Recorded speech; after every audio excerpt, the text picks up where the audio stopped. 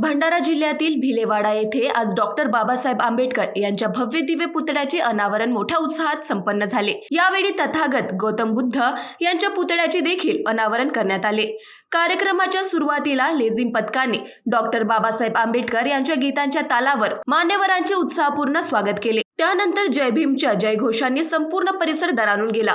यावेळी उपस्थित मान्यवरांनी डॉक्टर बाबासाहेब आंबेडकर यांच्या विचारांचा जागर करत समाजातील शिक्षण, समता आणि बंधुतेचा संदेशावर भाष्य केले। या कार्यक्रमाला परिसरातील नागरिक, बुद्ध उपासक आणि आंबेडकरी अनुयायी मोठ्या संख्येने उपस्थित होते। या भव्य सोहळ्यामुळे भिलेवाडा परिसरात उत्साहाचे आणि अभिमानाचे वातावरण निर्माण झाले।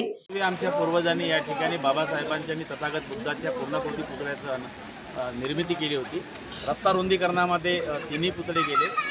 एका अथक प्रयत्न आणि संघर्षामधून हे आज डॉक्टर बाबासाहेब आंबेडकरांची आणि तथागत बुद्धाची 10 फुटाची बाबासाहेबांची आणि 7 फुटाची तथागत बुद्धाच्या मूर्तीचं अनावरण करण्याचं भाग्य आणि त्या मूर्तीला आणण्यासाठीचा जो प्रयत्न केला गेला, जो संघर्ष झाला, त्या संघर्षाचा एक खारीचा वाटा माझा होता।